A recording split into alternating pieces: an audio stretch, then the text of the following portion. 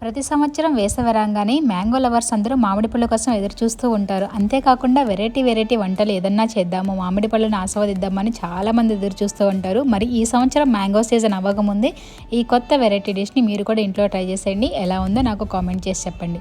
Hello అండి, అందరూ ఎలా ఉన్నారు? బాగున్నారా? Welcome back to my channel cook with Shravani. మరి ఈరోజు లేట్ చేయకుండా మ్యాంగో రెసిపీని తయారు చేద్దామా? ముందుగా ఒక బౌల్ తీసుకుని దానిలో ఒక 3 కప్స్ వరకు రైస్ వేసుకోవాలి. మనం ఇంట్లో రెగ్యులర్గా వాడుకునే రైస్ ఏదైనా కూడా తీసుకోవచ్చు.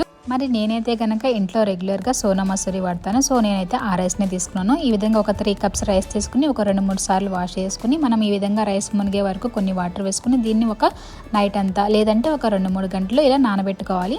నేనైతే కనుక రైస్ని ఒక 3 గంటలు నానబెట్టుకున్నాను. ఇప్పుడు చూడండి, మనకి బియ్యం చక్కగా నానిపోయినాయి కదా. ఇప్పుడు ఈ నీళ్ళన్నీ వడగట్టేసుకొని మనం రైస్ని ఆరబెట్టుకోవాలి.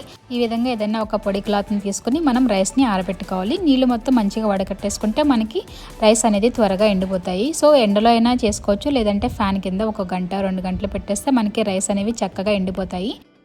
చూస్తున్నారు కదా, ఈ విధంగా మనకి రైస్ మొత్తం తడేమి లేకుండా చక్కగా ఎండిపోవాలి. అప్పుడే మనకి చక్కగా గ్రైండ్ అవుతాయి.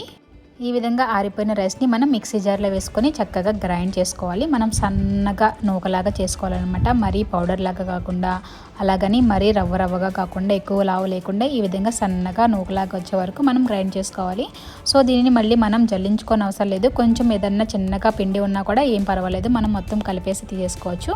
నెక్స్ట్ మనకి కావాల్సింది ఈ విధంగా చక్కగా పండిపోయిన మామిడి పండు. బాగా గుర్తుంచుకోవాల్సింది ఏంటంటే, మనం ఈ రెసిపీలో కొంచెం పచ్చిగా లేదంటే పుల్లగా ఉన్న మామిడి పండుని అస్సలు వాడకూడదు. చక్కగా కమ్మగా తీయగా ఉన్నది మనం యూస్ చేసుకోవాలి. అప్పుడే మన రెసిపీ అనేది చాలా చాలా స్వీట్గా అలాగే కమ్మగా ఉంటుంది. సో చూసారు కదా, ఈ విధంగా మనం స్కిన్ మొత్తం తీసేసుకున్న తర్వాత ఈ విధంగా చిన్న చిన్న ముక్కలుగా కట్ చేసుకోవాలి. ఈరోజు నేను రెసిపీకి ఒక మ్యాంగోని వాడుతున్నాను. సో చిన్న సైజులో ఉంటే ఒక 2 మ్యాంగోలు వేసుకోవచ్చు. నేను తీసుకున్నది చాలా పెద్దగా ఉంది కదా, సో అందుకని నేను ఒక మ్యాంగో వాడుతున్నాను. ఈ విధంగా మనం చిన్న ముక్కలుగా కట్ చేసుకున్న తర్వాత మనం మిక్సీ జార్లో వేసుకుని స్మూత్గా పేస్ట్ చేసుకోవాలి. ఇప్పుడు ఈ మ్యాంగో పేస్ట్ని మనం ముందుగా చేసి పెట్టుకున్నాం కదా రవ్వ మిశ్రమంలో వేసుకుని బాగా మిక్స్ చేసుకోవాలి.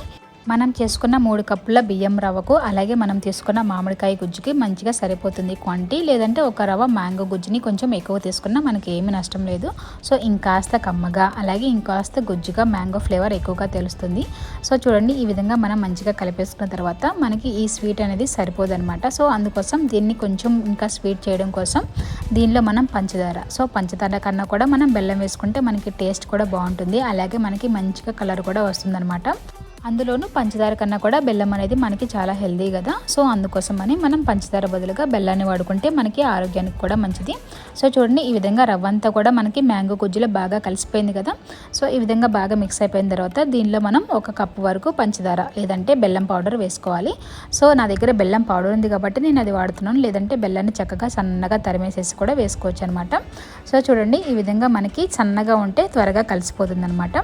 బియ్యాన్ని కొలుచుకున్న కప్పుతోనే మనం బెల్లం కూడా వేసుకోవాలి. 3 కప్స్ బియ్యంకి మనం 1 కప్పు బెల్లం వేసుకోవాలి. లేదంటే ఇంకొక సగం కప్పు వేసుకున్నా కూడా ఏమీ పర్వాలేదు.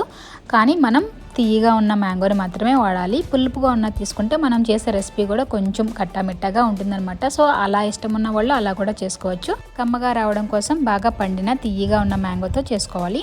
చూడండి, మనం స్పాచులతో కన్నా ఇలా చేతితో కలుపుకుంటే మనం చేయి నుంచి వచ్చిన వేడితో బెల్లం కూడా బాగా కరుగుతుంది. కావాలంటే ఒక రవ్వ కొంచెం నీళ్లు వేసుకొని ఇలా ముద్దలాగా వచ్చే వరకు కలుపుకోవాలి. సో ఆ తర్వాత మనం దీనిని ఉడికించుకోవడం కోసం ఇలా అరిటాకులని చిన్న చిన్న ముక్కలుగా కట్ చేసుకున్నాను.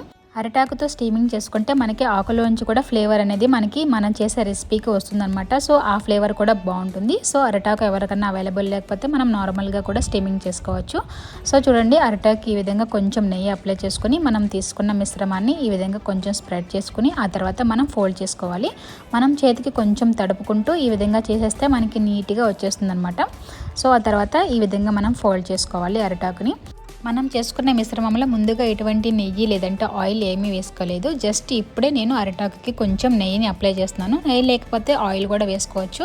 ముఖ్యంగా స్వీట్లో అయితే కనుక మనం నెయ్యితో అయితే కమ్మగా ఉంటుంది కదా, అందుకోసమనే ముఖ్యంగా నెయ్యి అయితే కొంచెం క్వాంటిటీ వేసుకున్నా కూడా మనకి కమ్మని ఫ్లేవర్ అనేది వచ్చేస్తుంది ఆయిల్ కన్నా కూడా.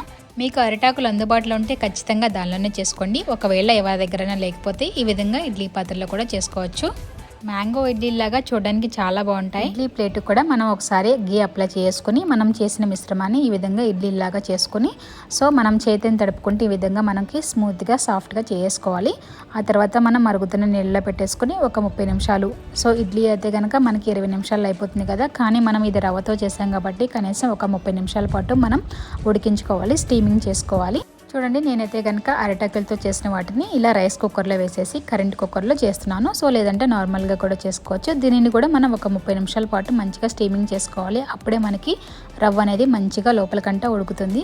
చూడండి ఏ విధంగా అరిటాకుకి కొంచెం కూడా అంటుకోకుండా చక్కగా ఉడిపోయినాయి కదా. ఇప్పుడు మనం కొంచెం చల్లారిన తర్వాత వీటిని సర్వింగ్ చేసుకోవాలి. ఈ రోజు రెసిపీని వేడివేడిగా కన్నా కూడా చల్లగా అయిన తర్వాత తింటే చాలా చాలా కమ్మగా ఉంటుంది. చూడండి, రవ్వ మనకి ఎక్కడ పలుకు లేకుండా లోపలికంట కూడా బాగా మగ్గిపోయినాయి. సో దానికోసమే మనం 30 నిమిషాల పాటు బాగా ఉడికించుకోవాలి. అప్పుడే మనకి తినేటప్పుడు చాలా సాఫ్ట్గా ఉంటాయి అన్నమాట. మరి టేస్ట్ విషయానికి వస్తే మ్యాంగో ఫ్లేవర్తో చాలా చాలా టేస్టీగా కమ్మగా ఉంది. మరి మీరు లేట్ చేయకుండా మ్యాంగో సీజన్ అయిపోతుంది కదా, వెంటనే ఈ రెసిపీని అయితే ట్రై చేసేయండి, లేదంటే మళ్ళీ మ్యాంగోస్ అయిపోతాయి. నేనైతే ఇడ్లీ వేసాను కదా, మిగిలిన పిండితో ఈ విధంగా ముద్దలాగా కూడా చేశాను. ఇవి చూడండి ఎంత ముద్దుగా ఇడ్లీలు బాగున్నాయి కదా. సో కలర్ఫుల్గా అండ్ టేస్టీగా మ్యాంగో ఫ్లేవర్తో చాలా చాలా బాగున్నాయి ఇడ్లీలు అయితే కనుక. సో మీరు కూడా తప్పకుండా ట్రై చేసేయండి. ఈరోజు మన simple and easy mango recipe ఎలా ఉందో నాకు కామెంట్ చేయండి. వీడియో నచ్చినట్టయితే ఒక లైక్ ఇచ్చేసి మీ ఫ్రెండ్స్ అండ్ ఫ్యామిలీతో షేర్ చేయండి. Thank you.